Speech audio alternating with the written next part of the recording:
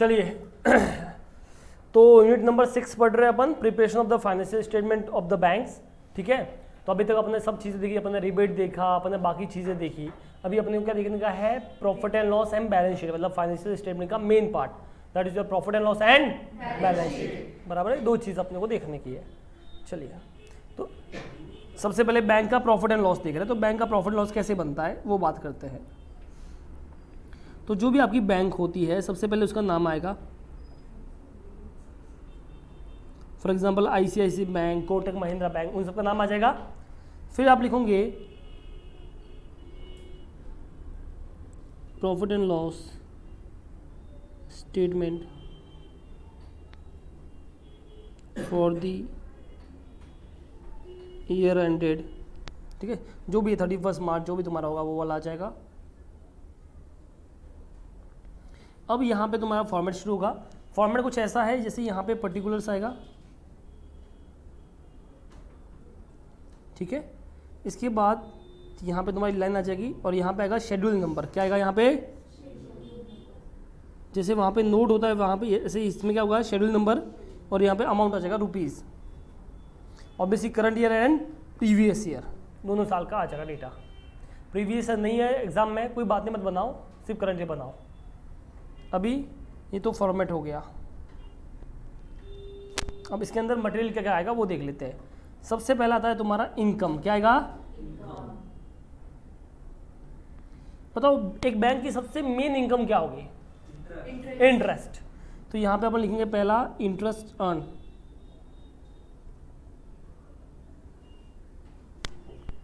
और बाकी जितनी भी इनकम है उसको बोलेंगे अदर इनकम। क्या बोलेंगे उसको,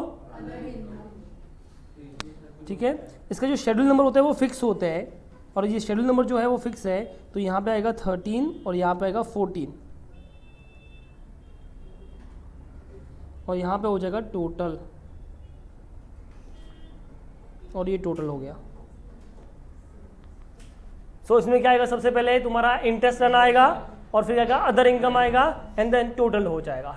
ठीक है, तो अब समझिए इंटरेस्ट अर्न में क्या क्या चीज़ आएगी, ये इंपॉर्टेंट चीज़ है, आपको समझ में आना चाहिए क्या क्या होती है इंटरेस्ट अर्न में। सबसे पहले इंटरेस्ट, क्योंकि वो बैंक का मेन इनकम होता है, जो भी बैंक का मेन इनकम होगा सब इधर आएगा इंटरेस्ट। ठीक है, अब जो इंटरेस्ट है वो उसमें वो पता है डिस्काउंट वाला, डिस्काउंट ऑन बिल वाला, वो भी इसमें इंक्लूड है। तो यहाँ पे इंटरेस्ट भी है, डिस्काउंट भी है, वो भी मेन पार्ट होता है इनकम का। इसके अलावा अगर रिबेट है तो वो माइनस हो जाएगा उसमें से, तो आप वो उसमें से माइनस कर लेना, जो भी इनकम लिया उसमें से माइनस कर लो। इसके अलावा एक और चीज़ यहाँ पे आती है, वो है इनकम ऑन इन्वेस्टमेंट। क्या है, इनकम ऑन इन्वेस्टमेंट। वैसे जो भी इनकम होता है इन्वेस्टमेंट वो अदर इनकम होना चाहिए, बट क्योंकि बैंक का मेन काम होता है क्या करना, लोन देना, और दूसरा इन्वेस्ट करना। बैंक का जो पैसा मिलता है बैंक को तुमसे, वो बैंक क्या करती है, दो मेन काम करती है। पहला, या तो लोन देगी या इन्वेस्ट करेगी। तो जो इन्वेस्ट कर रही है वो भी उसका मेन काम हो गया। तो जो भी इनकम होगा ऑन इन्वेस्टमेंट वो भी यहाँ पे आएगा इंटरेस्ट इनकम में, वो अदर इनकम में नहीं आएगा। अगर एग्जाम में आपने अदर इनकम में लिखा तो आपका मार्क्स गया, एक मार्क्स माइनस हो जाएगा, मतलब मिलेगा नहीं आपको। क्या ये तुमको समझ में आया? ये बड़ी कॉमन मिस्टेक है जो हर कोई करता है, वो इनकम ऑन इन्वेस्टमेंट को भी डाल देता है अदर इनकम में, जबकि वो गलत है। वो आना चाहिए इंटरेस्ट अर्न में। कहाँ आना चाहिए? क्या ये तुमको समझ में आया? अब इसके बाद आता है तुम्हारा एक्सपेंडिचर वाला part.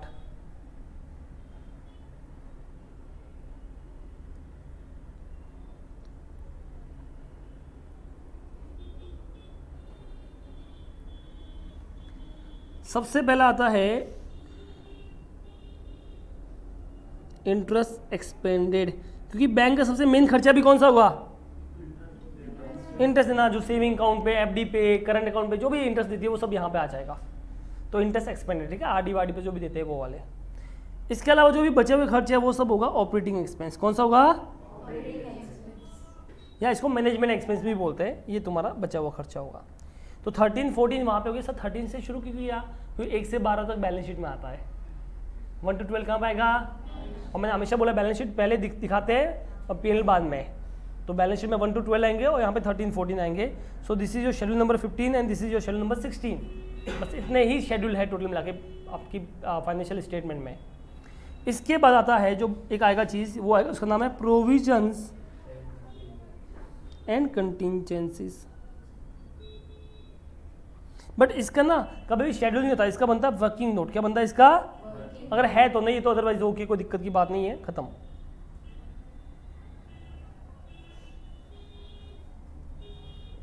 And this is your total.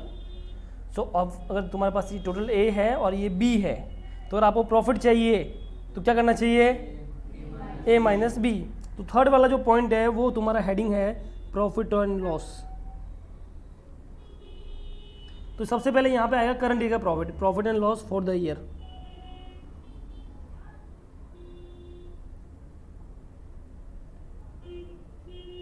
क्या क्या सबसे पहले तुम्हारा profit and loss for the year. क्या ये तुमको समझ में आया? चलो, तो ये कैसे आएगा तुमको पता है ना, ए माइनस बी। अब जो प्रॉफिट तुम्हारा पहले का पड़ा है अपने बैलेंस शीट में, वो प्रॉफिट भी यहाँ पे एक बार लेके आ जाओ, तो उसे बोलते हैं profit and loss brought forward.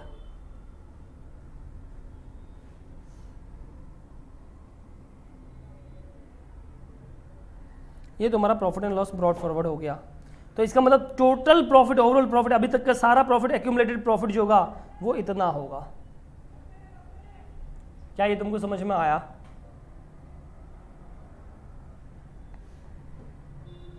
बोलो, किसको डाउट है? सो इनकम हो गया, एक्सपेंडिचर हो गया, प्रॉफिट एंड लॉस हो गया, राइट।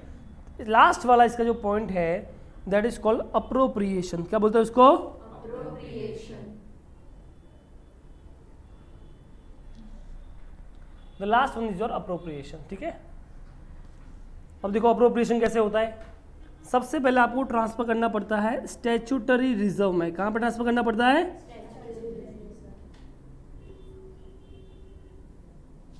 तो बैंक का रूल है, आरबीआई का रूल है कि जितना आपने कमाया है करंट ईयर में, उसका 25% आपको स्टैट्यूटरी रिजर्व में ट्रांसफर करना पड़ेगा। मतलब वो आपको इतना आप खर्च नहीं कर सकते, इतना आप डिविडेंड नहीं बांट सकते, इतना आपको रिजर्व में ट्रांसफर करना पड़ेगा। इसका नाम है स्टैट्यूटरी रिजर्व। किसका? सबका नहीं, करंट ईयर के प्रॉफिट का। किसका? पर कभी कभी और रूल हो जाता है आरबीआई के, कभी कभी बैंक चाहता है मैं ज़्यादा पैसा सेव करूँ तो अदर रिजर्व में भी ट्रांसफर कर सकता है। तो अगर आपका मन हुआ ज़्यादा पैसा सेव करने का, तो आप यहाँ पे ट्रांसफर टू अदर रिजर्व में भी ट्रांसफर कर सकते हो, कोई दिक्कत की बात? क्या ये तुमको समझ में आया? इसके अलावा यहाँ पे अगर मान लो कोई डिविडेंड आपने प्रपोज किया है, तो प्रपोज डिविडेंड कुछ है, ठीक है, तो वो यहाँ पे आ जाएगा। तो वो डिविडेंड डिक्लेयर किया तो यहाँ पे आ जाएगा, उससे भी प्रॉफिट कम होता है। अब जो बैलेंस बच गया वो कैरी फॉरवर्ड होगा बैलेंस शीट में। कहाँ पे जाएगा वो? तो balance carried forward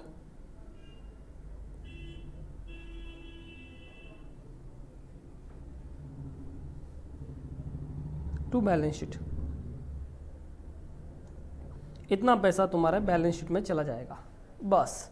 this is the format of your banks P&L account, ये वाला, राइट।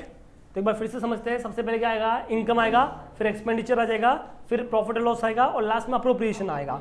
अच्छा, ये टोटल प्रॉफिट हुआ है, आपने ट्रांसफर टू स्टैट्यूटरी रिजर्व किया है, ये प्रॉफिट का ही किया है, अदर रिजर्व भी और प्रॉफिट में से ही होगा, डिविडेंड बांटा तो प्रॉफिट में से ही होगा, और जो बैलेंस बच गया, मतलब इस टोटल में से आप ये माइनस कर लो, जो बैलेंस बच गया वो कहाँ पर जाएगा? बैलेंस शीट में। क्योंकि रिजर्व अलग अपने रिजर्व में जाएंगे, तो ये बचा हुआ P&L का जाएगा। क्या ये तुमको समझ में आएगा? मैं क्वेश्चन के थ्रू भी समझाएगा आपको। एनीवन, यहाँ तक किसी को भी डाउट है तो आप बोल सकते हो। क्योंकि यहाँ पे अलग से कोई P&L अप्रोप्रिएशन नहीं बनता, और कोई भी एडजस्टमेंट यहाँ पे आपको बैंक के रिजर्व एंड सरप्लस में नहीं करना पड़ता। जो कंपनी का था, जो अपने ग्रुप 1 में पढ़ा था कंपनी वाला, उसमें क्या होता है कि सब अप्रोप्रिएशन वहाँ पे ही होता है, रिजर्व एंड सरप्लस में, डिविडेंड भी वहाँ पे ही माइनस होता है, सब वहाँ पे होता है, ट्रांसफर टू रिजर्व भी वहाँ पे होता है। यहाँ पे उसमें कुछ नहीं हुआ, तो जो भी करना है वो कहाँ पे करेंगे? इधर ही बोलते हैं कर लो। कहाँ पे कर लो? P&L में ही कर लो। हाँ, तो लायबिलिटी रिजर्व एंड सरप्लस में जाएगा। ये कहाँ पे जाएगा? Carry forward to balance sheet, मतलब कहाँ पे जाएगा? रिजर्व एंड सरप्लस में। अंडरस्टूड? रिजर्व एंड सरप्लस में ये भी जाएगा, ये transfer to reserve, statutory reserve, वो भी जाएंगे, सब जाएंगे, ऐड हो जाएंगे। ठीक है, कॉपी कर लो आप लोग सब।